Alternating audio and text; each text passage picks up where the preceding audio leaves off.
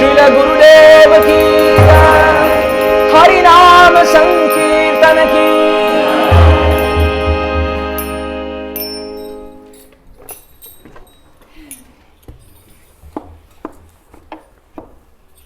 So big round of applause for all of our budding Kirtankars.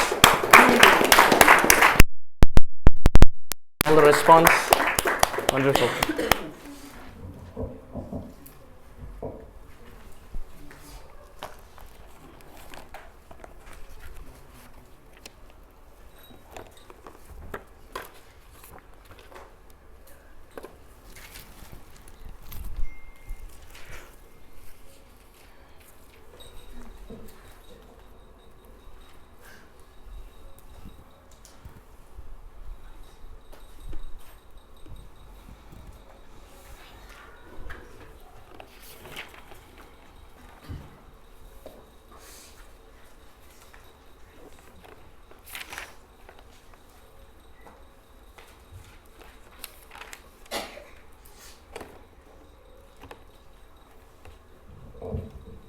Hare Krishna. Hare Krishna.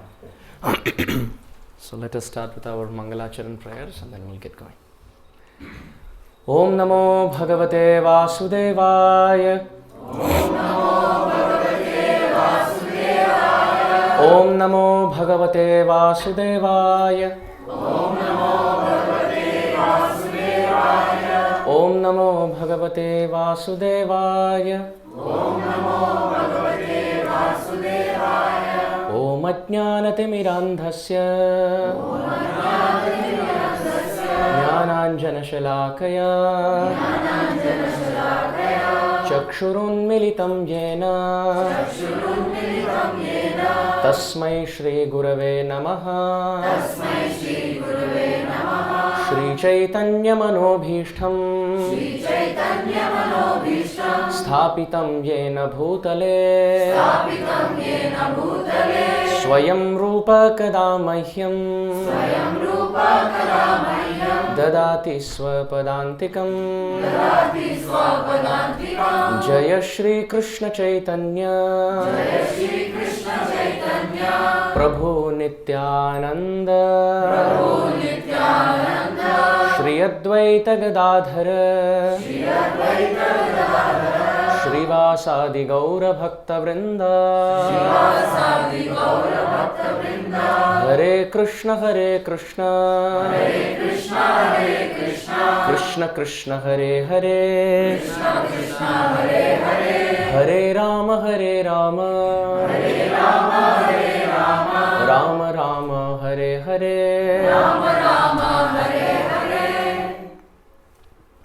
So welcome back to this second session on our series on the pastimes of Sri Ramachandra. In the Srimad Bhagavatam, there is a very beautiful verse which gives the result or mentions the effect that one gains by hearing about Sri Ram. So this is Canto 9, Chapter 11, Text 23 of the Srimad Bhagavatam, 9:11:23. So that's a memorization verse. Please put an asterisk next to it. And every time you hear or speak about Sri Ramachandra in any assembly, this is a very beautiful verse from the Srimad Bhagavatam.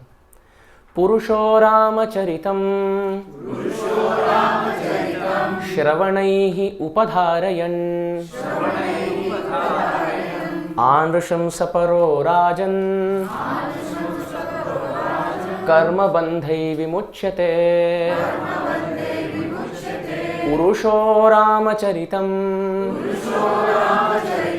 Shravanai Upadharayan Anrusham Saparo Rajan Karma Bandhai Vimuchyate.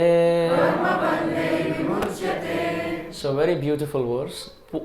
Purushaha Rama Charitam. Charitam means pastimes, character, qualities. Purushaha. Purushaha means the greatest controller, the greatest enjoyer. Krishna. Purushaha Rama Charitam. Sri Ramachandra, who is the greatest enjoyer, his Charitam, if Shravanaihi Upadharayan, if somebody holds it in their heart through their ear, what happens? Anrishamsa. Anrusham means envy. Anrusham sa paro rajan. A person goes beyond envy.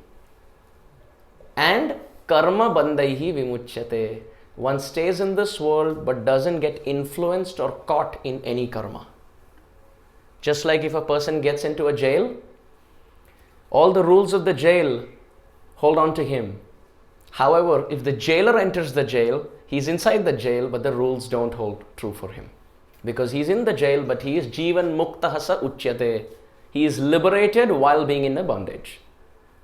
Similarly, pure devotees who constantly hear about Ram, they overcome envy, and at the same time living in this world, they become free from all karmic reactions. Karma bandaihi vimuchyate. Karma bandhanam means the bondage of karma. You do something and you get something, good and bad. Oftentimes we say in the devotional circles that pious activities which are materially good, like helping somebody, giving in charity, so and so forth, what is called as philanthropy, which is considered to be glorious in the outside world. However, in the field of devotional circles, that is considered to be good but not good enough. It's considered to be material piety, material goodness. Sometimes people are shocked. Being devotees, how are you saying it's not good enough? Well, it's not good enough because when we do anything good on a material front, any good material action brings in a good material reaction. And to get and receive that good material reaction, you need a material body. And we are against this principle. We are against the principle of doing anything which brings in another material body. By performing bhakti, one becomes free from any other material body in the future. One great poet, in his poetry, he offers his prayer to Krishna by saying, Krishna, you're such a big thief. You're such a big thief. Narayano. This name, Narayana, Naro Naranam, in the field of material activities, Prasiddha Chaura Kathitam Prithivyam. It is known to be a great thief, the name Narayana. Why? Aneka Janmarjita Papa Chauram. The sins that have been committed over so many lifetimes, one utterance takes it away. Such a big thief. But Krishna, not just that. Your name is a thief, I know. But you're a bigger thief. Why? I know that you steal the milk and milk products from other homes. But I didn't know that you have ended up stealing the milk that was in my account in my next birth as a baby. I was supposed to drink the breast milk of my mother in my next birth, and you have ended up stealing that, which means you don't give me another birth by the process of bhakti. So this process of bhakti is so rewarding that yad gatva na nivartante tad dhamam paramam mama. In Marathi, Santa Tukaram says a very beautiful thing. Tuka pandarisi gela, puna janma nahi ala. That as soon as Tukaram stepped into the temple of Lord Vithala, he stepped out of the cycle of birth and death. So every step that you take towards Krishna, you step out successfully from material birth and death. So performing material piety, material good activities is good if it is dovetailed with devotional backbone principles. But if it is without devotion, then it is good but not good enough, because to receive that you have to come back again. So here this verse says, by hearing about Ram, two things happen. Purusho Rama Charitam Shravanaihi Upadharayan. By holding these principles through the ear, Anrusham Saparo Rajan. O Parikshit, the person becomes free from envy and karma bandhai vimuchyate. Being in this world, one is free from all material bondage. So this is the benefit of hearing about Sri Ram. So having said that, welcome, day 2 of our discussion on the very beautiful introduction to the Ramayana. Does anyone remember what we were discussing yesterday? In brief, what point did we leave you off at? What was the cliffhanger, as Mahasundari Mataji mentions? Yes, Mataji. Narad Muni was sitting on the Tamasa river and telling Valmiki about the Ram, Bhutkal and Yes, we were mentioning about how Devarishi Narada has successfully said the story in brief, the whole Ramayana in brief. to Valmiki Muni. And he mentions how Sri Ramachandra was only 27 years old when he was banished to the forest. And he lived in the forest for 14 years. And when he returned back to Ayodhya, he was in his 40s. And then after that, he ruled as the king of Ayodhya for 11,000 years. So all of this was mentioned. And we mentioned how he empowered Valmiki to write a very wonderful epic, the Ramayana. Narad Muni has left from our meditation, and now we are sitting on the banks of the Tamasa river, seeing what's happening next. Valmiki Muni is submerged in water, meditating on how he is going to fulfill the instruction of his spiritual master. It is described, the more we fulfill the instructions of our spiritual master, more the qualities of the spiritual master enter the disciple. Oftentimes we mention this fact that, oh, I don't get personal association with my guru. But actually in spiritual life, although it is important, it is not so important as the only vital criteria while accepting a spiritual master. The main principle which binds the spiritual master with the disciple is the instructions, the classes of the spiritual master. One should always accept a spiritual master on the basis of the Vani. One must hear the words of the spiritual master. And if that opens up in one's heart the desire to serve Krishna, then that person is our guru. Not any other consideration. Sometimes people say, oh, I can speak to him in my local language. Or he sings very well and I'm very attracted to his singing. Yes, these are all very good transcendental qualities of his personality. But this is not a celebrity fan following. The main principle is when he speaks, when the spiritual master speaks, those words should go in the heart like a javelin, like a sharp arrow. Asanga shastrena dridena chitva. They should cut the conceptions that we have in our heart. It should be like, wow, it's like the illumination of a sunlight. And it brings in the desire to serve Hari. Jiva Goswami in his Sandarbhas calls the Guru a Shravan Guru.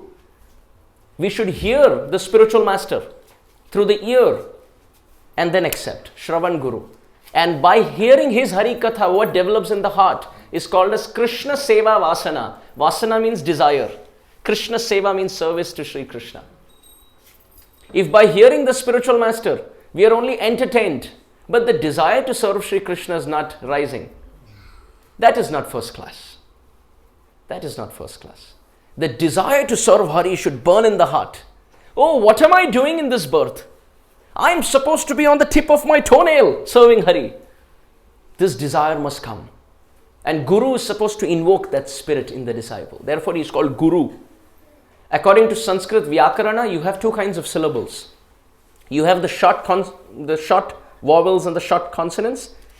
Like for example, short vowels. Basically, you have a, e, u. They're all called laghu akshar, small akshars. And then you have the long consonants, the long vowels, like a, e, u, which take double the time to pronounce. They are called as the Guru akshar. Those syllables which are heavy enough that we have to spend more time with is called Guru. And the duty of the disciple is, Shastra describes, please repeat, Gurum Prakashaye Dhiman. Gurum Prakashaye Dhiman. Dhiman means an intelligent disciple. What should he do? By his service, Gurum Prakashayet. He should take the seed of the instruction and make it into a tree. Prakash. The seed of the instruction should become completely effulgent and illuminating in the heart of the disciple. Gurum Prakashayet Dhiman. So much so that mutual relationship should better. In the sense, by looking at the disciple, people should say, you must be the disciple of so-and-so Guru. You must be. Even without he opening his mouth. Nowadays, we are unfortunately living in a generation where we are, just saying that I am the disciple of so-and-so. But unfortunately, I'm talking about myself. I'm speaking that I'm disciple of Radha Govind Maharaj. But no manifestation of those good qualities. So we are very proud to say, I'm disciple of so-and-so. But ideally, we should say, he is my Gurudev. That is for sure. But whether I have become his disciple, I don't know. Disciple means ready to be disciplined. Sometimes we say, yes, Guru is saying this, I agree, but this I don't agree. Then where is the question of surrender? You're agreeing to the 97% because it aligns to your intellect. But the 3% you're not aligning because it's beyond your intellectual analytical capacity. And you don't agree to it. So basically you agree to things that you agree to, and you don't agree to things that you don't agree to. Please tell me, where is the surrender? Surrender just doesn't mean having a Brahmin thread. That is only 50 cents at Loi Bazaar. But when one is ready to align oneself to the spiritual master, that is surrender. Not pushing the spiritual master to align to ourselves. Sometimes we see that also. Guru says something and say, Maharaj, actually, but I feel, can we do this, is it possible? Maharaj says, no, I think we should do like this. Yeah, but somehow, I felt this is, then Maharaj will say, okay, do like that. And then our heart feels, I felt very happy. So who's disciple? So Gurum Prakashayet Dhiman. By looking at the disciple, one should see the transcendental rays of the Guru's presence. Who says Gaur Kishore Das Babaji Maharaj didn't know to sign in this world? People said he didn't know to sign. Well, he left an immortal signature in this world called Bhakti Siddhanta Saraswati Thakur. Although Bhakti Siddhanta Saraswati Thakur was very different from Gaur Kishore Das Babaji Maharaj. But everything that he did had an underlining signature of Gaur Kishore Das Babaji. Gaur Kishore Das Babaji's renunciation, his spirit of celibacy, his spirit of attachment to the holy name, his attachment to the Dham was all seen in Bhakti Siddhanta Saraswati Thakur. So that is one. And second, when the spiritual master meets his god brother, the god brother should say, oh, this disciple of yours is so amazing. Gurum Prakashayet Dhiman. Initially, the child is known by the son of so-and-so father. But when the child is performing very wonderful activities, people say, oh, are you that person's father or mother? Gurum Prakashayet Dhiman. So this is our principle. So Valmiki Muni is thinking in his mind, how do I do this? Even Krishna, even Ram, even Chaitanya Mahaprabhu, they've all accepted the spiritual master and made the spiritual master proud. Chaitanya Mahaprabhu accepted the holy name from Ishwarapuri and started chanting Hare Krishna, Krishna Krishna, Hare Hare, Hare Ram, Ram Ram. And then as he started chanting, tears were streaming from his eyes. Hair was standing on end and his body was horripilating. Evam vratasva priya nama kirtaye jatanuraga dhrita chitta uchchaihi hasati rodati rauti unmadavat nrutyati saloka bahya. 11th canto Bhagavatam. Chaitanya Mahaprabhu would chant the holy name and he would look like a madman, sometimes jump in the air, sometimes fall like a bag of bones, sometimes roll on the ground, sometimes laugh, sometimes cry, sometimes smile, sometimes sing, sometimes dance. And he went to his guru and said, what mantra have you given me? Kiba mantra dila goshai, kiba tara bal, japite mantra karila pagal. What kind of mantra have you given me? Just uttering the syllables of this name is making my mind go crazy. Ishwarapuri whispered in the ear of Chaitanya Mahaprabhu, it's working. This is how it is. The relationship between guru and disciple is Nam Seva, Vaishnav Seva. When one gets one's Diksha mantras, Gayatri mantras, for those who have the Brahmin thread, it is our duty to absorb oneself. Sit in straight asana and absorb oneself chanting these mantras, not very quickly. Some of these Gayatris out of the 7 are very simple and fast. So sometimes people go like this, very fast. But the way is to sit and absorb. And it is described when one chants the Gayatri mantras and the Hare Krishna Mahamantra with absorption that this is the Ratna, this is the jewel that my spiritual master has given me. Oh, then what happens is that the mantra starts having effect. Adi Gadadhar Prabhu was telling me in Atlanta when His Holiness Radhanath Maharaj gave him Brahmin initiation, he embraced him and said, these Diksha mantras are very special. If you chant them with attention and with sincerity, Chaitanya Mahaprabhu will flood your heart with love of Godhead in one lifetime. But this is the gift that Guru gives. And when those realizations come by chanting the Mahamantra and chanting the Diksha mantras, then one realizes, oh, what has my Guru given me? He has given me so much. But alas, alas, because of my negligence, I could never tap into this mercy. So this is important. The disciple who follows the spiritual master gets the qualities of the spiritual master. When Krishna was with the Braja Gopis, Krishna told the Braja Gopis, oh, my Siksha Guru has come to Braj. So the Gopis asked, who is your Siksha Guru? You are Krishna Mande Jagat Guru. You are the spiritual master of the whole universe. Who is your Siksha Guru? Krishna said, Durvasa Muni. He has come to Braj. And it is our duty to serve him. The Gopis immediately begged the approval of Krishna. And they said, how can we do? How can we serve? Krishna said, make nice preparations. Cook nicely and feed Durvasa Muni. Those who serve Brahmanas like Durvasa, they get the blessings of the Supreme Lord Vishnu. Therefore, you should cook all the sweets in abundant quantity and quality and serve Durvasa across the Yamuna. The Gopis cooked feast, but they didn't have a boat to cross the Yamuna. So they looked at Krishna. They said, the Yamuna is not very stable. She's very unsteady and the ripples and the waves are pretty intense today. What are we supposed to do? How are we supposed to cross? We have no boat and no boatman. Krishna said, don't worry, just whisper a secret close to the Yamuna. What is the secret? Krishna said, go and tell Yamuna that Krishna is a brahmachari.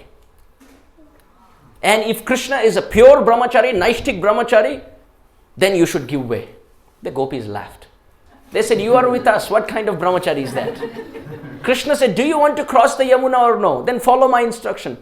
They were hesitant. They went onto the banks of the Yamuna and they were like half-hearted. They looked at the banks of Yamuna and they said, oh Yamuna Rani, we want to cross, but we have no boat, no boatman, we have no way, just one mantra. If you think that makes sense, please give us some way. The mantra is, Krishna is a pure brahmachari. As soon as the Gopis said that, Yamuna gave way. Gopis were flustered. They were thinking, what is happening?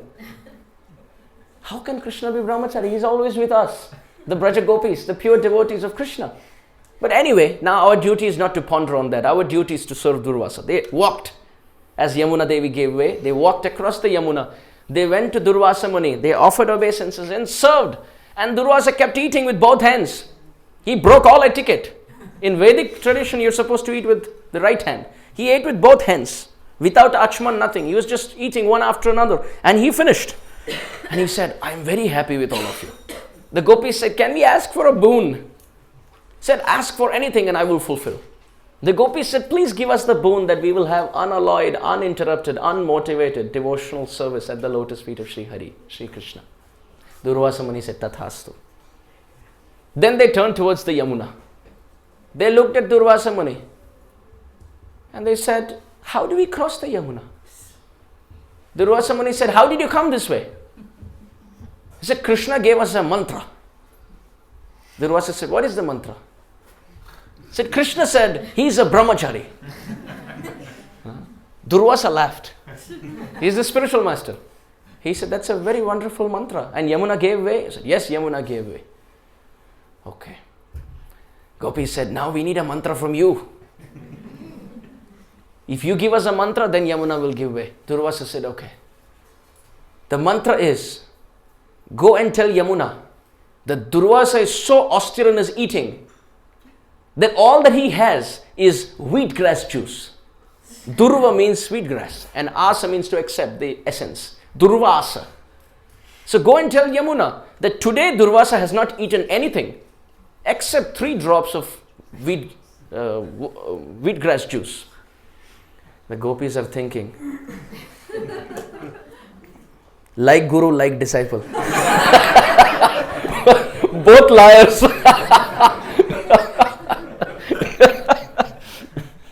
Still we have no way but to fulfill this.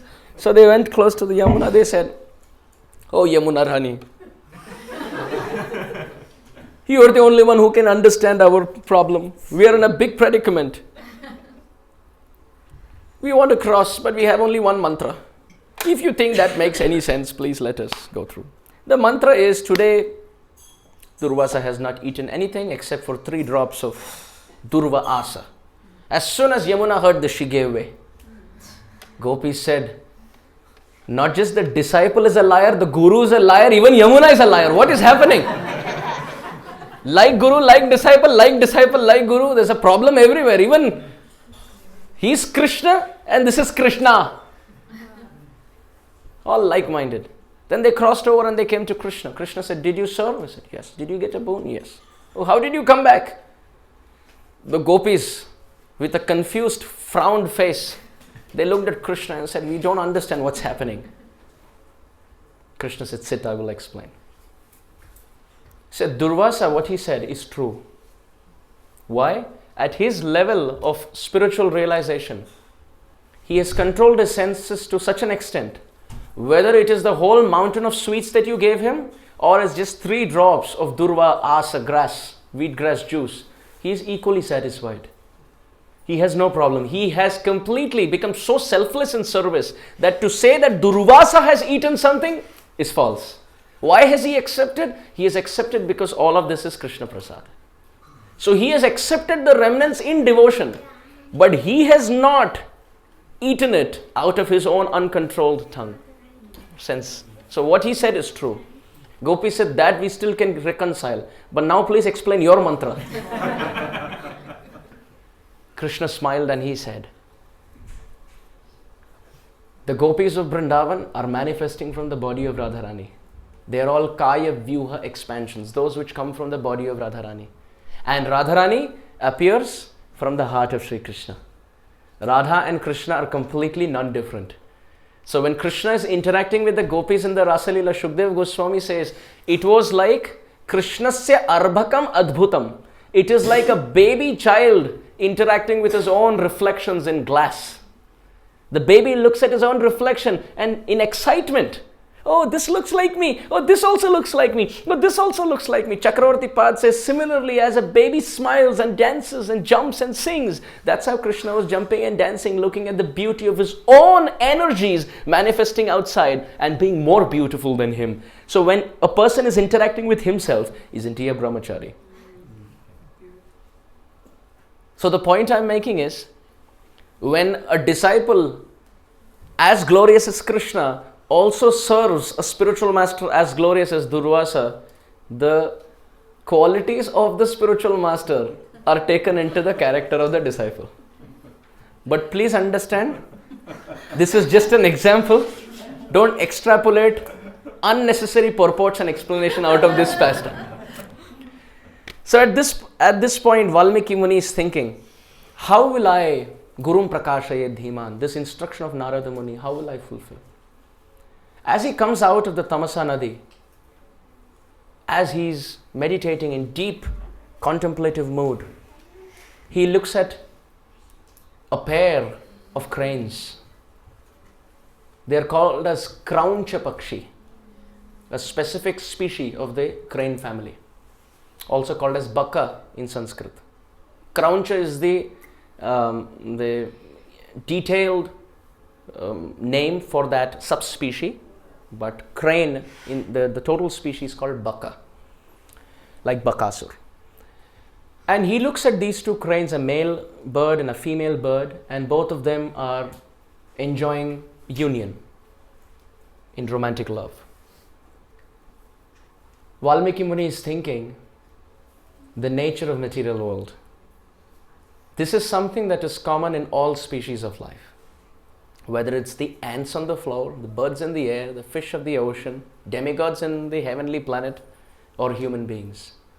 Pumsastriya maithuni bhavametat tayo mitho hridaya granti mahur atha griha kshetra sutapta vittaihi janasya moho yamaham mameti.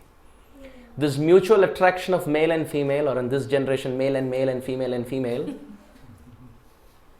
is considered to be the greatest entanglement for the soul, because that's an expansive attachment. From the mutual affection, mutual attraction, comes a place to live in for both of them, griha. But to maintain the bills in that place, you need money. So you need work, atha griha kshetra. But then you don't just keep paying the bills and stay in the house. You will have sons and daughters, suta.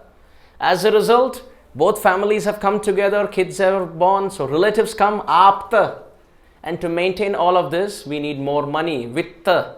And in this way, the person forgets that he's the soul. He's absorbed in the aspect that I am the male, I am the father, I am the husband, I am the brother, I am the son, which is the body. And then it expands further to this is my wife because she is female and she is that person's daughter, this is so-and-so's mother, so-and-so's sister. And then the net of illusion goes far and wide where the jiva forgets that he is part and parcel of Sri Hari. So he's thinking about this. Ahara nidra bhayamaitunam cha samanyam pashubhi naranam dharmo hitesham adhiko vishesho dharmena hina pashubhi samana. Shastra describes 4 things common in all species is to ahara, eat, nidra, to sleep, bhaya, to fight, to have conflicts. Every species of life. Controversies, conflicts, problems, the natures and the details and the principles are different, but the underlying root propensity is the same. The colony where I grew up in Mumbai, every night at about 11 o'clock, I would have this, outside the window, I would see a pack of dogs barking. Then I thought of investigating what is happening. So one night at about 11 o'clock, I was looking outside the window to see what's happening. And there used to be this dog who would come from outside the locality at that time.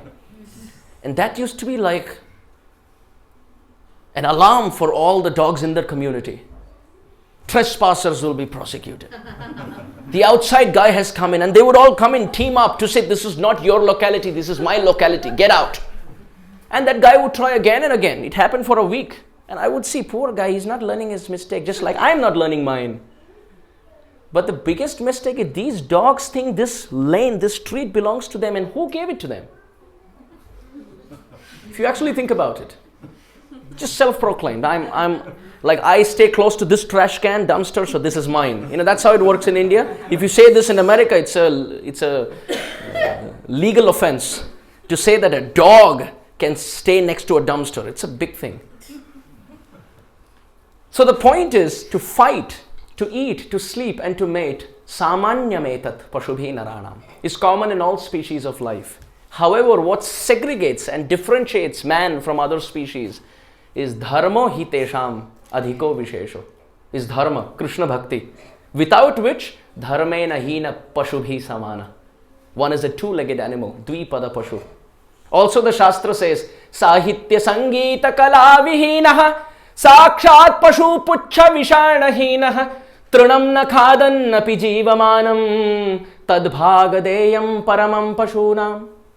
Those who don't engage sahitya in studying Shastra, sangeeta in singing kirtan, and in any devotional activity, sakshat pashu puchha vishanahinaha. They are direct animals, but there are 3 differences. Trinam na khadan napi jivamanam. 1, they don't eat grass. 2, they don't have tails. 3, they don't have horns. Puchha vishana hinaha. No tail, no horn, and they don't eat grass. However, tadbhagadeyam paramam pashunam. They are considered to be the greatest example of animalistic mentality. Yesham na vidya na tapo na danam, jnanam na shilam na guno na dharma, tre mrityu loke nanubhara bhuta, manushya rupena mrigascharanti. Yesham na vidya, those who don't study Shastra, yesham na vidya na tapaha, they don't have austerity, na danam, they don't perform charity, jnanam, no knowledge, shila, no devotional character, na guno, no transcendental qualities, na dharma, no Krishna consciousness. What happens? Te mrityu loke nanubhara bhutaha, manushya rupena mrigascharanti. Animals walking in human bodies.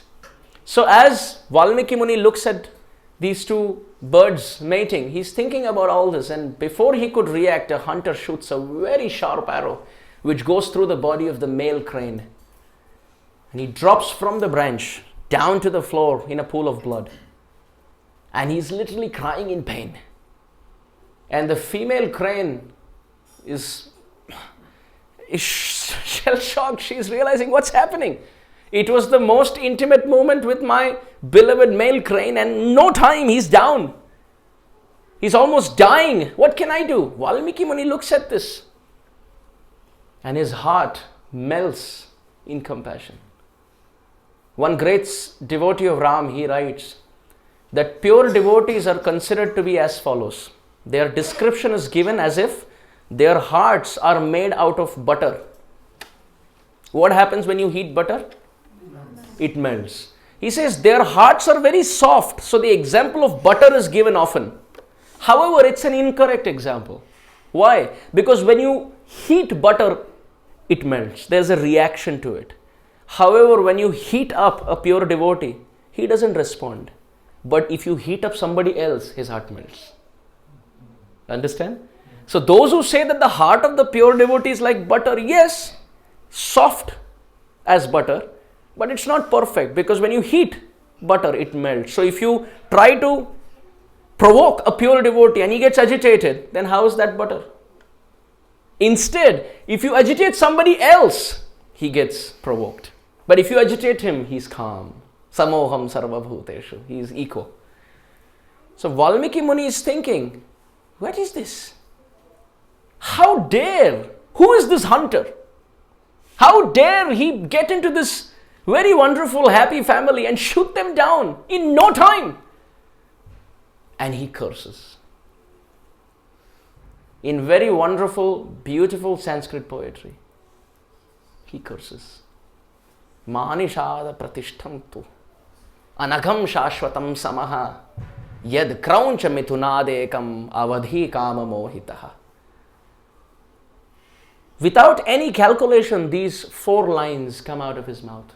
And what it actually means is, oh hunter, Nishada, who do you think you are? Pratishtham tu, I am establishing you with this curse. Yet krauncha mithunadekam, these 2 birds were just enjoying mutual company.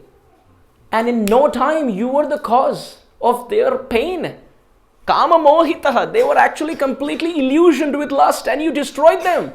I curse you. You will also burn in misery for unlimited span of time. And the hunter was shocked. But he offered his obeisances and he left. But at that time, Valmiki in his heart was feeling, what did I do? What did I do? In Sanskrit, lamentation is called as anutap. What is the word? Anutap. Tapa means heat and anu means after. So when you do an activity which brings in heat in your heart, the heat of the heat of guilt, as soon as you perform the activity, it's called anutap. Anu means later, tapa means heat. So Valmiki Muni sits with his disciples and he's crying, how did I do this? Shastra describes in all times one must keep calm, one should not be angry, one should not be agitated.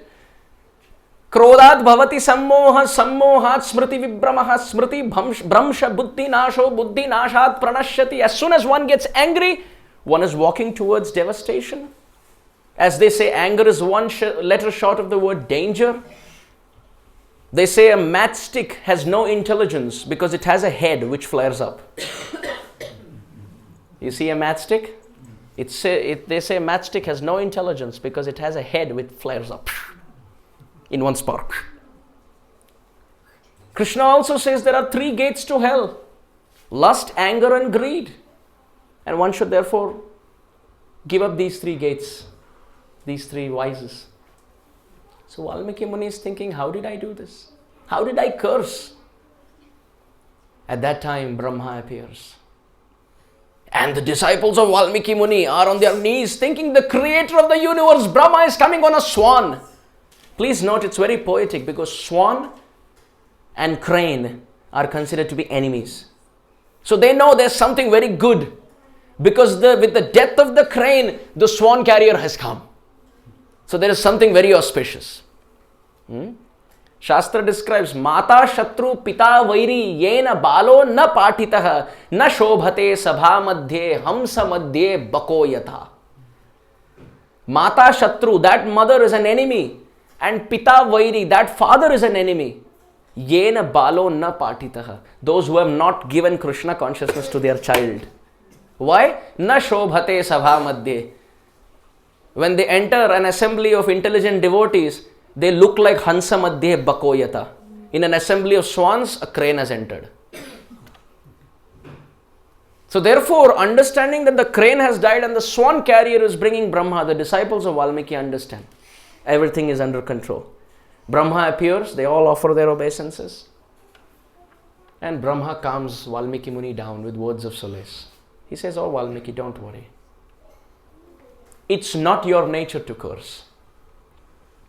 It's not your nature. Vaishnavas don't curse. It's not their duty. According to Vedic tradition, it is described when a sadhu performs service and performs tapasya, bhajan, and then he curses someone, 50% of their bhajan is lost in that curse. Please understand, all the chanting that we have done all our life, if we think, this person, oh my God, let him be destroyed. I can't see him succeed. That thought destroys 50% of our bhajan. I'm sweating just by saying it. But that's how it is. On the other hand, Shastra describes devotees are very tolerant. And the example given is that of Parikshit Maharaj. Parikshit Maharaj was in the same situation as Valmiki Muni. Somehow, as he felt thirsty, he dropped a dead snake around the neck of Shamik Rishi. And Shamik Rishi was in complete meditation, oblivious of what's happening around. Parikshit Maharaj asked him for water. Shamik Rishi was oblivious. He was completely internally absorbed. He couldn't even understand what's happening. So to garland him with disrespect, a garland of dead cold snake was put around his neck. Shamik Rishi did not say anything. But as soon as his son Shringi got to know, Shringi touched Ganga water and cursed Parikshit. So just like the snake bird that you offended my father with, a snake bird of the same species will come in 7 days and destroy you. And at that time, Parikshit Maharaj could have counter-cursed, by the way. He could have counter-cursed. What do you think? Who do you think you are? 5-year-old puffed up Brahmana? You're going to curse me? I saw Krishna in my mother's womb. The Supreme Lord came in the size of a thumb to protect me in my mother's womb. And you think you can curse me? But Parikshit didn't say anything like that. He just tolerated, accepted. So the point is, Vaishnavas don't curse, and if they get a curse, they accept it, seeing the hand of Krishna. In the 11th canto Bhagavatam, Uddhava asks Krishna, what is the power of your devotees? And Krishna says, please repeat, Tiraskrita vipralabdha Shapta kshipta hata api Nasyatat pratikurvanti Tadbhakta prabhavopihi. Krishna says, my devotees are so special that tiraskrita, you criticize them, vipralabdha, you cheat them, shapta, you curse them, kshipta, you ignore them, hata api, you even go on to killing them. Nasyatat pratikurvanti, they don't even think of retaliation. Tadbhaktaha prabhavopihi, this is the power of my devotees. Krishna could have said the power of my devotees is that they do nirjal on Ekadashi. They wake up for Mangalarti and chant 16 rounds. That could be one thing. But we do all that. But what Vaishnava qualities are we developing? What are we developing? It's very easy to go through the motions externally, but what's happening inside defines devotion. Even Ravana dressed up as a sadhu, by the way. Even Putana dressed up as a sadhu. If the dress is all that matters, well, then we had dhoti, kurta, tilak, kanti, well, I'm a devotee. But that's not how easy it is. It's like saying I can just put a lab coat and I can get into the science labs. I become a big scientist just by putting in a lab coat. That's not how it works. You can just put the uniform of a soldier and say, I've joined the army. You need the training. It's about who you are inside, even without the uniform. So Tiraskrita, even if they are criticized, Vipralabdha, even if they are cheated, Shapta, even if they are cursed, Kshipta, even if they are ignored, Hata api, even on the verge of death. Look at Jada Bharat. Jada Bharat was tied up by the devotees of Durga to be taken as Bali, as a human offering to Durga Devi. He didn't say anything. He just allowed himself to be tied. He said, Krishna is the protector. Who are these people to do anything to me? And if they are able to kill me, well, that is Krishna's desire. And they kept Jada Bharat, and he was fearless.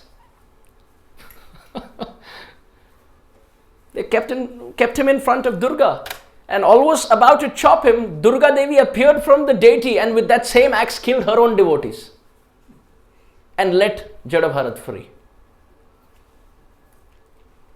How amazing. Prahlad, not a single verse in the Bhagavatam where he says, my Lord, where are you?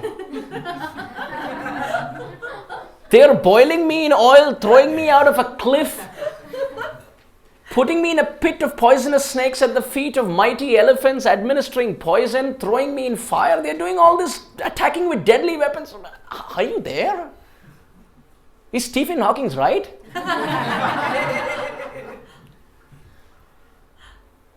Forget about that. He doesn't even say, oh, I have a bad father. What to do? Sometimes my heart breaks when kids, growing up here, I've seen. They get angry and they say, you're not a nice father. Well, you better have Hiranyakashipu then. Look for yourself what is bad. Dhruva had a bad mother and Prahlad had a bad father. None of them have a single word complaining about their parents. So the point is, this is the power potency of the devotees. Parikshit Maharaj tolerated. Prahlad tolerated. Jada Bharat tolerated. Everyone tolerated. Brahma said, I'm using you as an instrument. Parikshit was used as an instrument. Shringi was used as an instrument. So if we get curse in this world from someone, they are being used as an instrument to teach me something. Externally speaking, Valmiki was wrong in cursing. But Brahma is saying it's justified because I was using you as an instrument. Now please tell me, in our society, what if Brahma is using one of the persons in our community as an instrument to teach me something? If we were in the presence of Valmiki, at this point, we would be convinced he is wrong. How could he do this? What kind of a sadhu is he? Narada Muni is his guru, Brahma is his great-grandfather, he's doing all this dhyan and achman at Tamasa Nadi, but he's cursing, what's the use? We would be jumping like a deer to judge. But if Brahma comes and tells us, actually, I'm just using him as an instrument to teach you something, we'll be like, oh, I couldn't see that. How is this story different from the life that we are leading? Shastra is good to hear, but it teaches us lessons when we have to use it in life. We shouldn't go around cursing, saying that Brahma is using me as an instrument to, That's not our approach. We should behave in such a way that our action represents our intention. But as far as others are concerned, they could be used as instruments to teach us something. What is Krishna teaching me? What is Krishna teaching me? So Valmiki Muni fell at the feet of Brahma, and Brahma said, actually, the words that you chanted, you didn't chant, I chanted.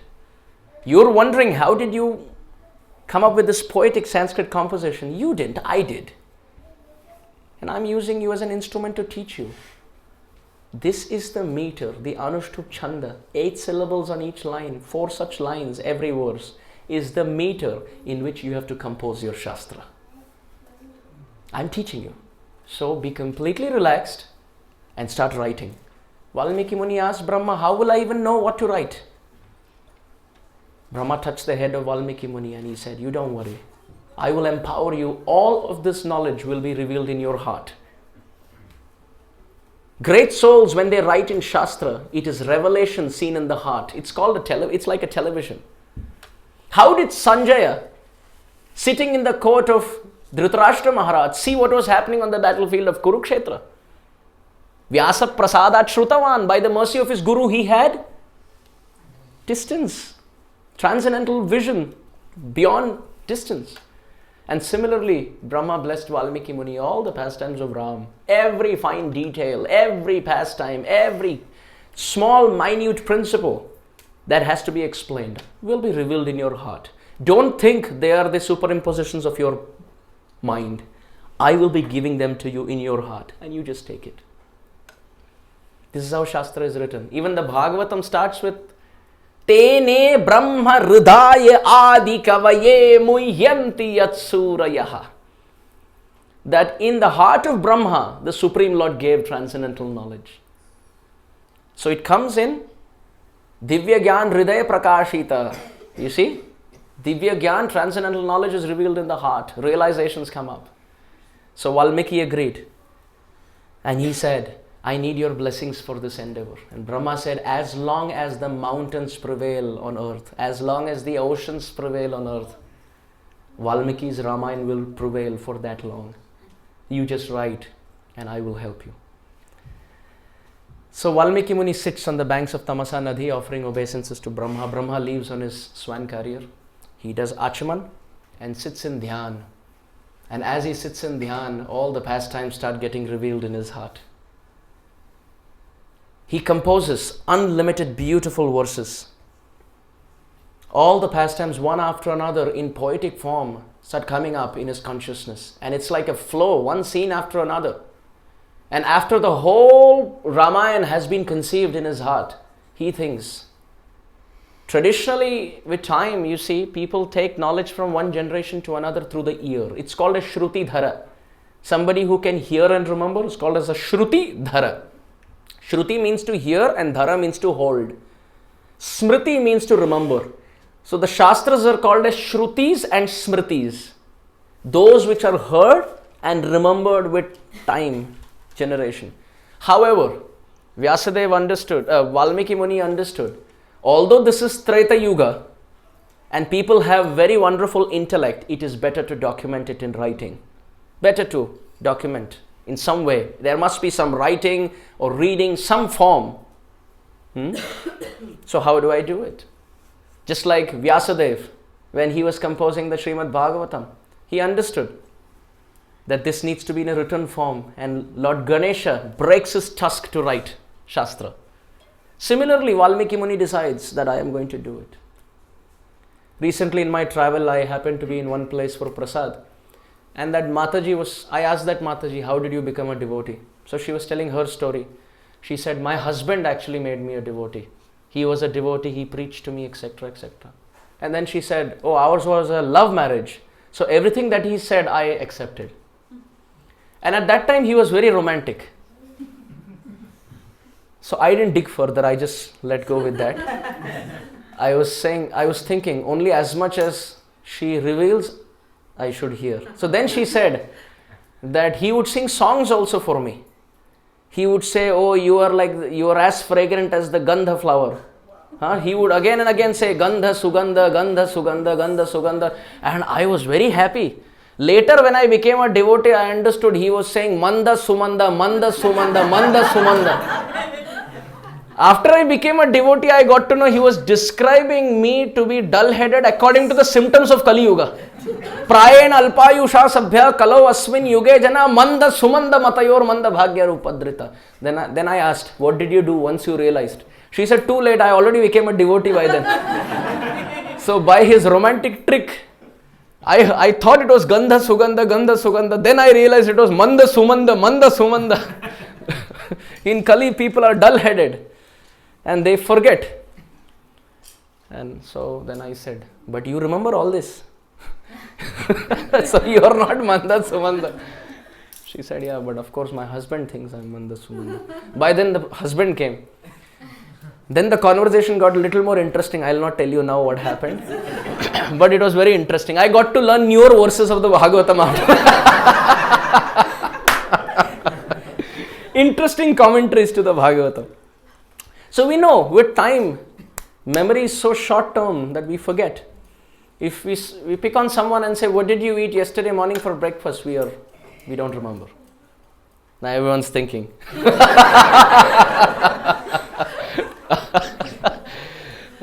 As Chaitanya Charan Prabhu says, when you tell someone not to think of something, that's when they start thinking of it.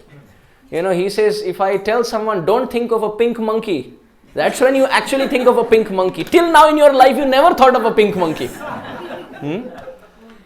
So anyway, this is the buddhi of Kali. We will remember everything, all the specifications of a laptop, but we'll forget the password. We will say, oh, this is so much memory, this, that, all the different specs we'll know, but we'll forget the password. So this is Manda Sumanda. So Valmiki thought, for future, so that this is not lost, what do? I have to teach it to someone. So it's interesting. Prabhu Ram's two wonderful sons, Lava and Kusha, they actually grew up in the ashram of Valmiki Muni. They served Valmiki Muni, and it was interesting that Sri Ramachandra didn't know that they were actually his sons. Long history, I wouldn't get into that in the interest of time. But however, Lava and Kusha, they were given shelter by Valmiki Muni when their mother Sita was pregnant, away from Prabhu Ram. So Lava and Kusha grew up in the ashram of Valmiki Muni, serving Valmiki Muni, learning from Valmiki Muni. All the different yagnik performances, chanting of verses, knowledge, realization, everything by the mercy of Valmiki. So Valmiki Muni, being very happy with Lava and Kusha, he taught them 24,000 Sanskrit verses which they memorized 100%. And they had learnt Gandharva Vidya, which means the art of singing like that of the demigods. In Pune, there is a very big auditorium called as Bal Gandharva Auditorium. There used to be a classical singer who was so expert in singing that he was given the name Bal Gandharva.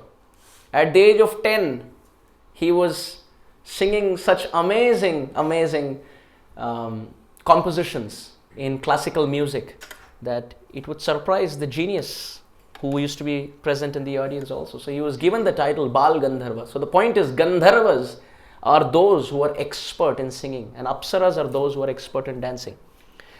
So Lava and Kusha had completely become perfect. They had become experts in the science of Gandharva Vidya.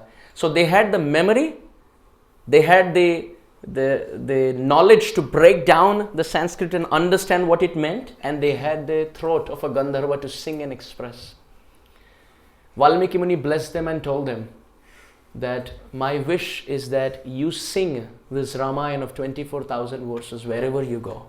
Just travel out far and wide and sing it out loud. So Lava and Kusha started singing so wonderfully that all the Brahmanas were spellbound, awestruck. And the word spread, and it reached the ears of Sri Ram in Ayodhya. So much so that Sri Ram was very interested to know who are these two boys. Although they were his own sons, in the human-like pastimes, he was performing the pastime of not knowing who they were. So Lava and Kusha had an invitation to Ayodhya. And as they entered Ayodhya, they were welcomed with great reception. And Ramachandra, sitting with his brothers and relatives and friends and everyone, the ministers, the servants in the assembly, they started hearing Lava and Kusha describe the pastimes of Sri Ram. How beautiful that Prabhu Ram, Sri Ramachandra himself, is so eager to hear Krishna Katha, Ram Katha. Hari Katha is so amazing that it attracts and enchants even Hari. So the point is, when we hear Hari Katha, Hari is also hearing Hari Katha. So the gap between Hari and the Jiva reduces. By aligning to something that Hari likes, which is about him, the distance between him and us reduces. And we become very dear to him. Ramchandra starts hearing and Lava and Kusha start glorifying. It's so beautiful actually that even in the modern time geography, there's a very beautiful story that I heard. that one of the Vaishnav sannyasis, when he went to Africa, especially when he went to Ethiopia, he met with the king of Ethiopia, and just before he was leaving, he gifted a copy of the Ramayana. And the king of Ethiopia asked, "What is this book?" And the sannyasi said, "Well, it's called Ramayana." He said, "What's the story?" He said, "It's about Sri Ram, and he had his wife who was abducted, etc., etc." The king of Ethiopia said, "Oh, I know that story. We have the same, it's actually our culture." So the Vaishnav sadhu said, "How is it your culture?" The king of Ethiopia said, "Oh, well, after all, we are Kushites." So the Vaishnav sadhu did not understand what Kushites meant. But when he came back, he studied the Ramayana and mapped it with the present day geography of the world. And it's described that Ramchandra divided the whole of earth into two halves. One was given to Lava, the other was given to Kusha. The part which was given to Lava was called as Lava Dvipa, and that which was given to Kusha was called Kusha Dvipa. And the dynasties and the successors in the Kusha Dvipa were called Kushites, and that's the present day Africa, including Ethiopia. So this culture of Ramayana has spread far and wide because of Lava and Kusha. They have been the greatest preachers of Ram Katha just through their voice. In fact, Rupa Goswami describes that in Goloka Vrindavan, there are two singers who walk around doing Krishna Katha selflessly. They are called as Snigdha Kantha and Madhu Kantha. Kantha means throat, Snigdha Kantha, as if there is ghee in their kantha, and Madhu Kantha, as if there is honey on their throat.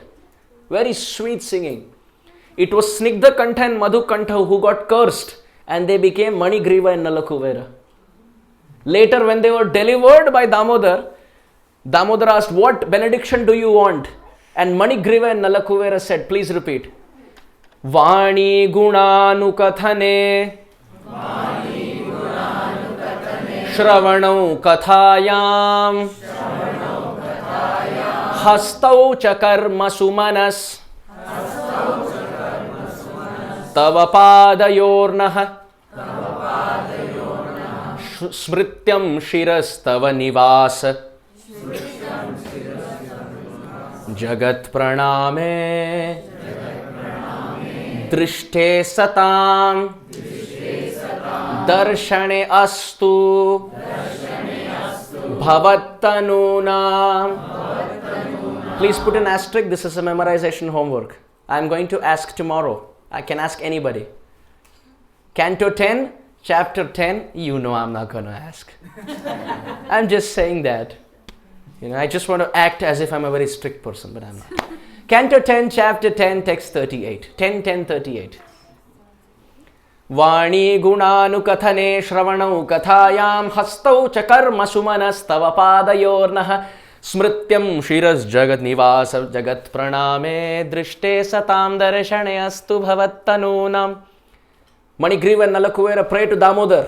We have the following conditions as benedictions that we want. Vani guna anukathane. We want our tongue to be constantly chanting your glories. And Shravanau Kathayam, and our ears to constantly hear the Hari Katha. And Hastau Chakarmasu, may our hands be in seva. Hastau Chakarmasu Manas Tavapada Smrityam, and our mind in remembering your lotus feet. Smrityam Shiras, and the head Tava Nivasa Jagat Praname. We want our head bowing down in all directions, understanding that you live in all directions. And Drishti, may our eyes always glance at your devotees, understanding Bhavat Tanunam, that you live in their bodies. May our tongue constantly sing your glories, may our ears hear your glories, may our hands serve you, may our mind meditate on you, may we offer obeisances in all directions. And may finally we have darshan of your devotees in this mood that you live in their bodies. With this benediction, Manigriv Nalakuvera became Madhukanta Snigdha Kantha again. So the point is, it's always the pairs which walk around doing Krishna Katha and Ram Katha. So Lava and Kusha, as they got invited into Ayodhya and they started speaking about Prabhu Ram, they start speaking the glories of the city of Ayodhya. So the whole Ramayana that we see was actually sung by Lava and Kusha to Prabhu Ram. How beautiful. The point is, the Supreme Lord is the first listener of his own Harikatha. First listener. At Radharaman temple in Vrindavan, there used to be a pujari who used to chant Srimad Bhagavatam to Radharaman. He would read Srimad Bhagavatam in front of Radharaman. Okay, Radharaman, so we read till chapter 35 yesterday. Today we will start from 36. And his point was, he would read a chapter every day. He read that for 60 plus years in his life. Every single day for Radharaman. As he became old and he lost his eyesight, he would not be able to read. So what happened was, one fine day, because he couldn't read properly, he gave it to his son to read. Said, can you read? And because the bookmark was forgotten on the previous chapter, the son read the previous chapter again. That night when the sadhu went to sleep, Radharaman came in the dream and said, Sadhu, can you only read? For the first time in 60 years, the same chapter has been read twice. Even if you don't read properly, you read. Your relation with me is something else. Bhagavatam is not what I am hearing. I am hearing your bhav. You come back. So he would actually have, glasses and he would read closely. So many such stories where Krishna becomes eager to hear. So another beautiful point, at your house, next to your deities, if you want to offer some service, read Prabhupada's books for 15 minutes in front of your deity. The Gaur Nitai that you have, the Krishna Balram that you have, the Radhesham that you have. Read Prabhupada's books. So in that way what happens is that your reading of Prabhupada's books is done. Second, your deities are happy by hearing the purports of someone who at the age of 70 crossed the ocean to save the world. So in this way, you become happy by reminding Krishna of Prabhupada. Krishna remembers Prabhupada and you get the brownie points. That's a wonderful principle. You don't even have to give a class. Just keep reading. Instead of doing it in your room, do it in front of your deities. Krishna will be so happy. So here Ramachandra is hearing and Lava and Kusha start describing the glorious city of Ayodhya. They describe how this city of Ayodhya was built by the sun god, Vivaswan, and passed on to his son Manu, Vaivaswata Manu, who's called as Shraddhadhan. And coming down generation, it has come to Ikshvaku and finally come to Dasharat Maharaj. You see, this is the tradition. Imam Vivaswate Yogam Proktavan Aham Avyayam. Who knows this verse? Bhagavad Gita chapter 4. Except for Mahasundari Mataji and our Prabhu. No one else. Someone else? Anyone else? Yes. Imam Vivaswate Yogam Proktavan Aham Avyayam Vivaswan Manave Praha Manu Ikshvakam Abhravit. Krishna is telling Arjuna, this science was first spoken to the sun god. He spoke to Manu. Manu spoke to Ikshvaku. And now I am speaking to you in the 4th chapter.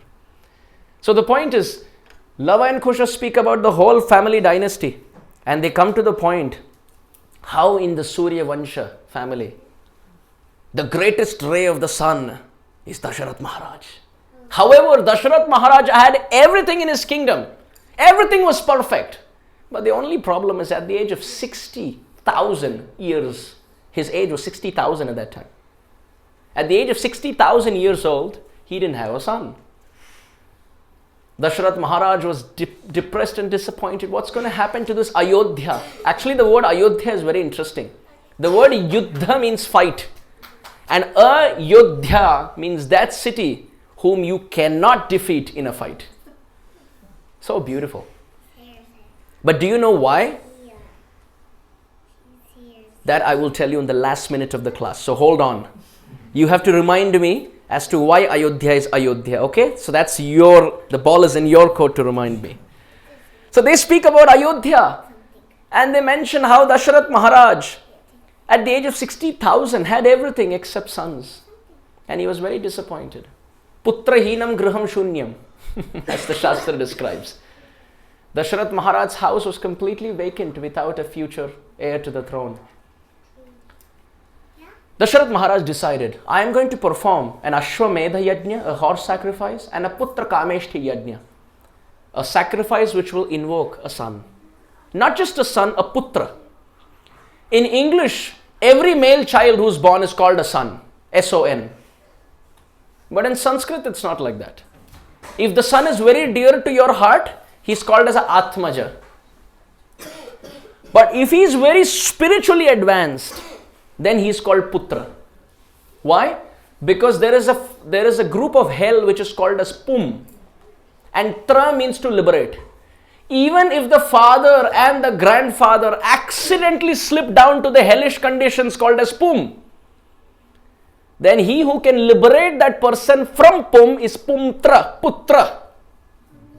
Tra means to liberate. Like Man means mind and Tra means to liberate. That which liberates the mind from problems is called Mantra.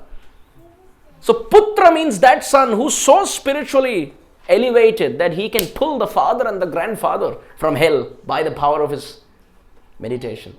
So to get such a son, the yajna is called Putra Kameshti Yajna. So Dasharath Maharaj conceived of this plan and he asked Vashishta Muni and Vamadeva Muni. Both of them gave blessings and they said, yes, you should perform. But the power potency of this yajna is high only when the rishi performing it is first class. So who's going to perform this? How is it going to happen? They said you have to find for a rishi who's first class. Dasharath Maharaj is discussing with everyone. How do you find a rishi like this? So Sumantra, who is Dasharath Maharaj's chief minister, he comes up to Dasharath Maharaj and he says, oh Maharaj, you don't have to worry. Long time ago, I have heard Hari Katha from the 4 Kumaras. In that, Sanat Kumar, one of the 4 Kumaras, spoke Hari Katha. And in his Hari Katha, he spoke how Dasharath Maharaj in the future will have everything except sons.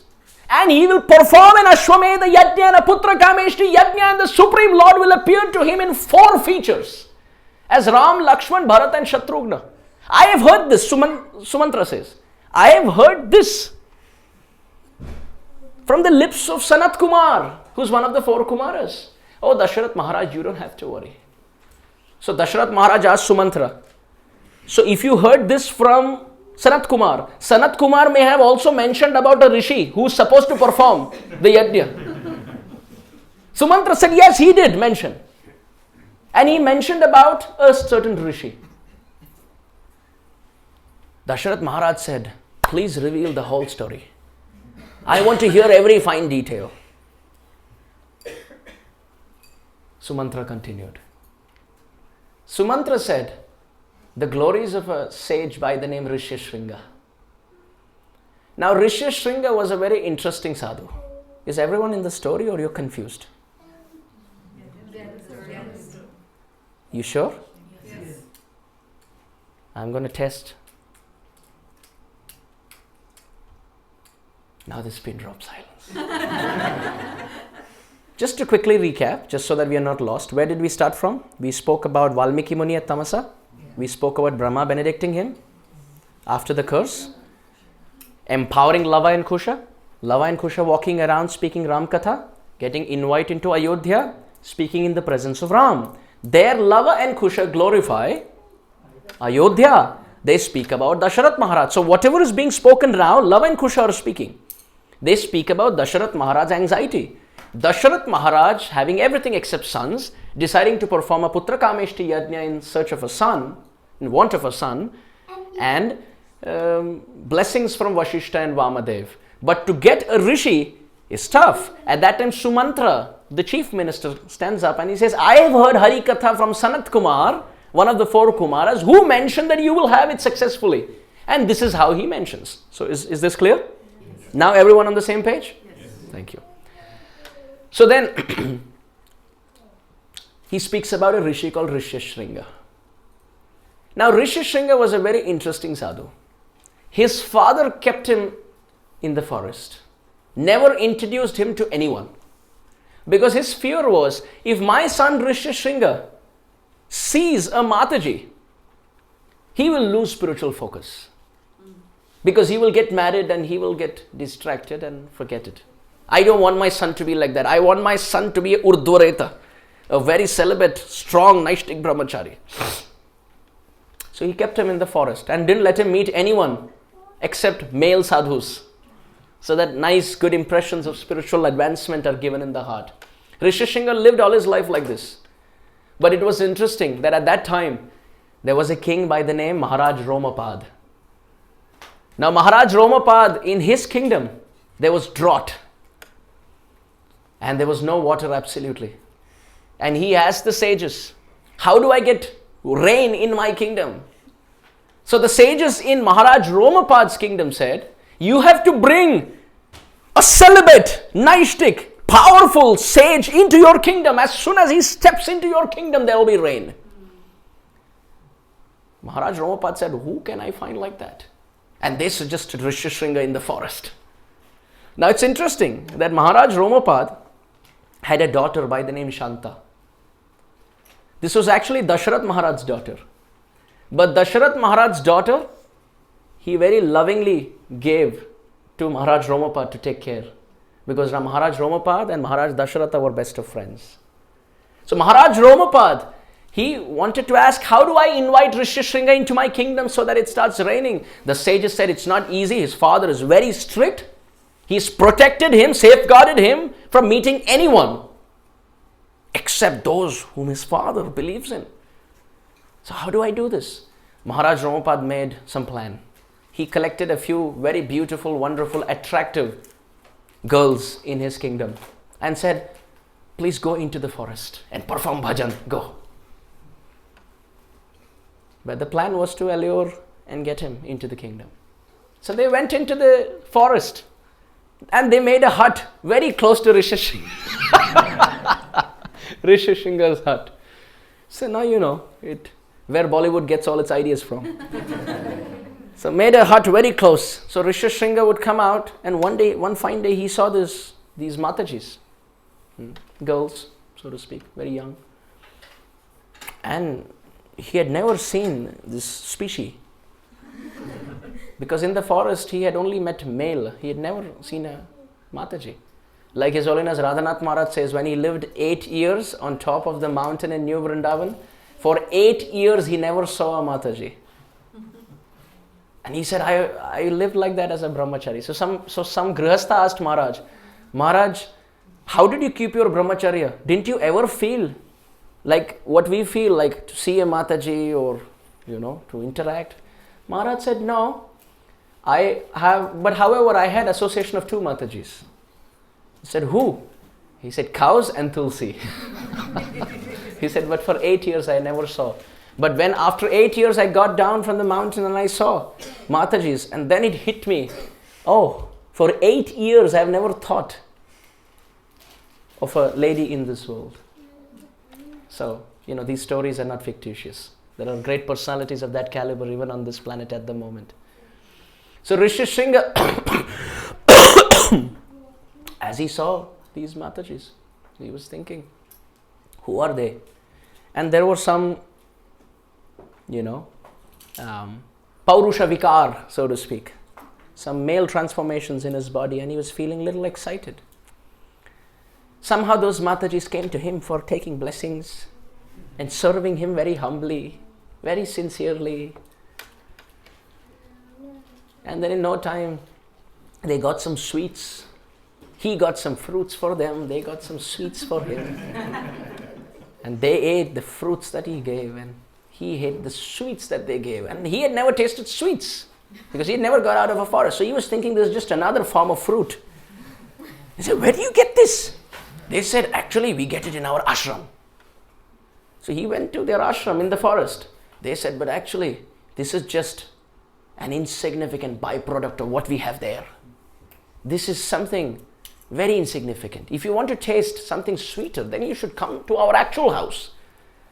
He said, but how can I come? My father doesn't let me go out anywhere. He said, don't tell your father, you just come.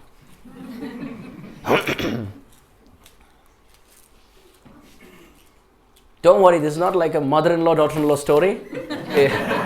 Like after marriage, the wife is taking the son away from the parents. It's you don't have to bring in purports like that. It's just a story. Just laugh it out. So then they take Rishishringa, and Rishishringa very happily in their association he goes, and he enters the kingdom of Maharaj Romapad. And as soon as he steps into the kingdom of Maharaj Romapad, it starts raining. Maharaj Romapad is so happy. He comes and welcomes Rishishringa. He washes his lotus feet and says, I have a gift for you. that the gift is my daughter in marriage. And Rishyashringa gets married to Shanta. In the first meeting, all of this is happening. Too much happening. And his father is out. He doesn't know what's happening.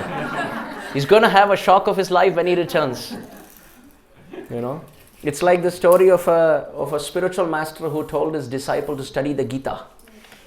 And he said, oh, where should I study the Gita? You should study the Gita in seclusion in the cave. So the brahmachari disciple takes the Bhagavad Gita and sits in the cave to study the Gita. But he's disturbed by the mice around. They're running around biting the paper. The pages of the Bhagavad Gita. So then he thinks, to kill all these rats, I need a cat. So he gets a cat. The cat is successful in killing the rat. But the cat needs milk. So the brahmachari thinks, if I feed milk to the cat will be healthy, the cat will kill the rat, then I can peacefully study. But to get milk, what do? He brings in a cow. And then after bringing in the cow, he milks the cow, takes the milk, gives it to the cat. The cat is healthy, kills the rat, and then the brahmachari is reading the Gita. But then he thinks it's too much of my time to maintain this cow and clean this cow, give it a bath and milk. I wish I had someone who can do it. So he brings a Mataji to do it. And in no time he's sitting and dealing with the Mataji. Then he gets married to that Mataji. Then he has 2-3 children with that Mataji. After one fine day, after 2-3 years, the guru comes back and he says, this brahmachari playing with his 3 kids and wife, and there's a cow and there's a cat and rat moving around. The guru says, so the guru says, is this the right address? The GPS nowadays reroutes it to a wrong address. Are you? Yes. Oh, Gurudev, I am the same one. I'm reading 1 verse a day. Said, what is all this? He said, Gurudev, what to do? I wanted to read, and then he told the whole story.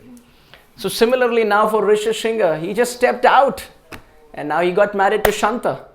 And then with this marriage, he was very happy.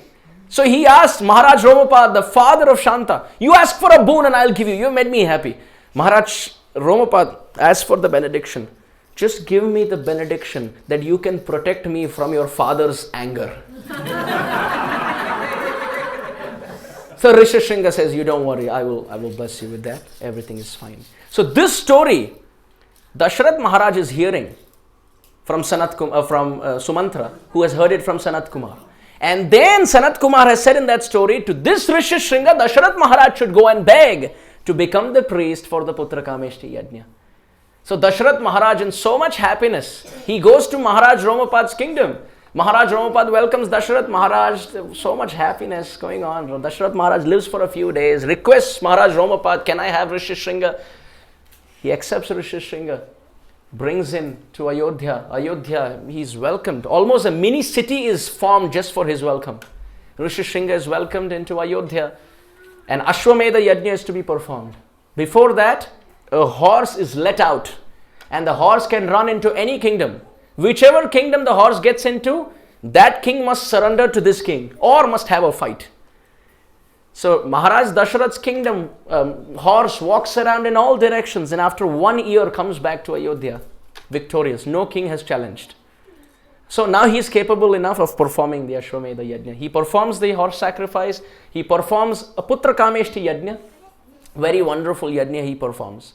And as he performs that Putra Kameshti Yajna, a bluish complexioned personality comes up out of that fire sacrifice with a pot of sweet rice. And he tells Dasharath Maharaj that this sweet rice is potent enough to give you not one son, but multiple sons. I will let you decide how you divide this. And parallelly at that time, Brahma is approached by 330 million demigods. Ravana is troubling. Ravana is on a riot. And Brahma, you are responsible because you have given the benedictions. It's interesting, whether it's Hiranyakashipu, whether it is Ravana, Brahma is so merciful and compassionate. He just takes the water from his kamandalu and goes on blessing everyone. After giving the benediction, he scratches his foreheads to decide how is that going to be fulfilled. When Narasimhadev appeared, and the discussion was who's going to pacify him after killing Hiranyakashipu. Everyone looks to Brahma and says, now others can hide their face, Brahma can't. He turns his face, there's another face. Turns his face, there's another face. So Brahma says, me, yeah, you're the one. Not inside, not outside, not up, not down, no man, no human, no day, no night. You, tathastu. Now you do it. So Brahma says, not me. It should be Shiva. Shiva says, I'm out of it. It's not me. Shukdev Goswami describes, why did Narasimhadev come? Satyam vidhatum nijabhritya bhashitam vyaptim cha bhuteshu akhileshu chatmanaha adrishtatatyaad bhutarupamudvahan sthambe sabhayam namrigam namanusham. Who was this Narasimhadev? And why did he appear? Shukdev Goswami said he came for only one reason. Satyam vidhatum nija bhritya bhashitam. To make the words of Brahma come true. Brahma gave that benediction, therefore Narasimha came. But at the same time, why did he come from the pillar? To make the words of Prahlad come true. Satyam vidhatum. To make the words to be true. Whose words? Nija bhritya bhashitam. My own devotee has promised, so I have to come. And in this way he came. Sthambe, he came from a pillar. Sabhayam, in an assembly. Na mrigam, he didn't look an animal. Na manusham, he was not a human. So the Lord has always appeared when Brahma beseeches. So the demigods go to Brahma. Brahma takes them to Vishnu. Says, my Lord, you have to appear. And Vishnu says to Brahma that very soon I will appear. I will appear in my four features. Vasudev, Sankarashana, Aniruddha and Pradyumna. We will appear as Rama, Lakshmana, Bharata and Shatrughna. We will appear in very beautiful, wonderful, transcendental forms. With our ornaments, with our clothing, with our weapons. We will appear as the sons of Dasharath. And all of you have to appear in likewise, like-minded, devotional families. Surya, you should appear as Sugriva. Indra, you should be in the dynasty of Vali. Vayu, you should appear as Hanuman. And in this way, Ashwini Kumaras, Agni, everyone, Brihaspati, they were all given benedictions. How they should appear in different forms. Valmiki Muni describes there were 3 species in which they appeared. They appeared among the bear class, like Jambavan, and then they appeared in 2 species of monkeys. You see, among monkeys also you have the Ram monkey and the Hanuman monkey. You've seen? No? So there is a normal monkey. And then there is a white monkey with the very long tail. You've seen these 2 monkeys? It's described the white monkey is scary even for the brown monkey. So in Vrindavan, they keep the white monkeys with the long tail on top of the gates, residential complexes, so that the brown monkey doesn't come. And it is described the brown monkeys are all descendants of Ramchandra and the white monkeys are all descendants of Hanuman. So they say Ram Bandhar, Hanuman Bandhar. If the Hanuman Bandar bites,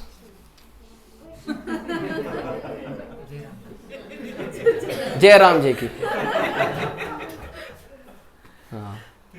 भूत प्रेत क्या है वो, निकट नहीं आवे, महावीर जो नाम सुनावे. महावीर नाम सुनाकर ये आकर आया तो now you can do anything. भूत प्रेत पिशाच निकट नहीं आवे, समथिंग लाइक दैट. सो वाल्मीकि मुनि describes 1 billion incarnations took place just before the Lord appeared. All his devotees started appearing in different forms. And it is so beautiful that my teacher, my Hindi teacher when I was in school had taught me a chaupai from Ramcharitmanas. So I didn't know Ramcharitmanas at that time, but my Hindi teacher had taught me and it falls in perfect place in this discussion. How many of us don't understand Hindi? Okay, rest can understand. So I will just say it and explain very quickly. The Hindi teacher said, जब जब होए धर्म की हानि, बाढ़ ही असुर अधम अभिमानी, करई अनीति. They perform irreligious activities. So much so that करई अनीति जाहि नहीं वर्णी, वर्णन नहीं कर सकते हैं. सीध ही विप्र धेनु सुर धरणी, तब तब प्रभु धरे विविध शरीरा. Harehi kripa nidhi sajjana pida. He says, whenever irreligion rises in this world, 4 classes of people cry. The Brahmanas cry, Mother Earth cries, the cows cry, Vipra, Dhenu, Sura, Dharani, and demigods cry. And at that time, the Supreme Lord comes to protect his devotees, destroy the demons, and to establish religious principles. So as the pot of sweet rice has been given in the hands of Dasharath Maharaj, he will divide it among his wives tomorrow. So please come.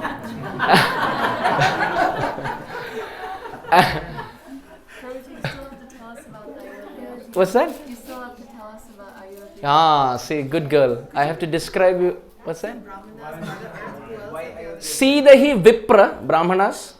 Sidahi Vipra Dhenu, cows, Sura, demigods, Dharani, Mother Earth. So tomorrow we will start off with what?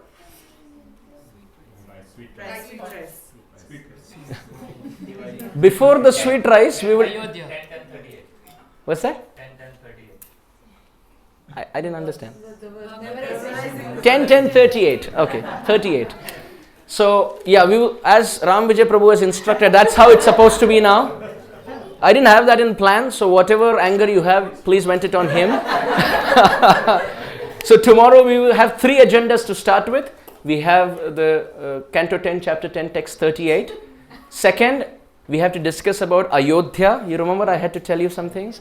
And the third, we will discuss about the distribution of the sweet rice and the beautiful, wonderful description of Sri Ramachandra's appearance in this world.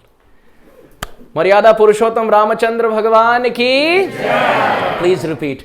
Lokabhiramam Ranarangadhiram Rajivanetram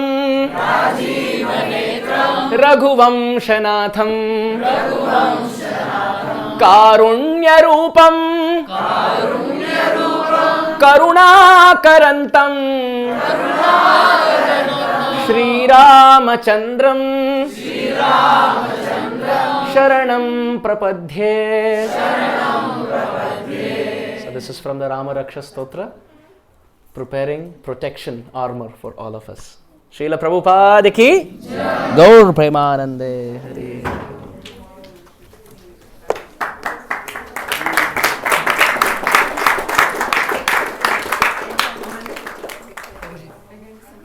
Yeah.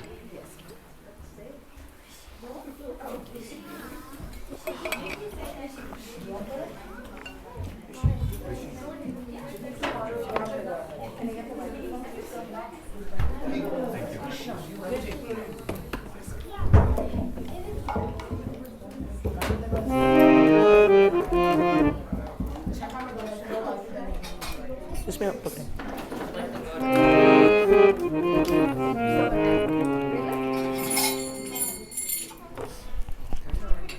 Let's try with this today. Let's try with this.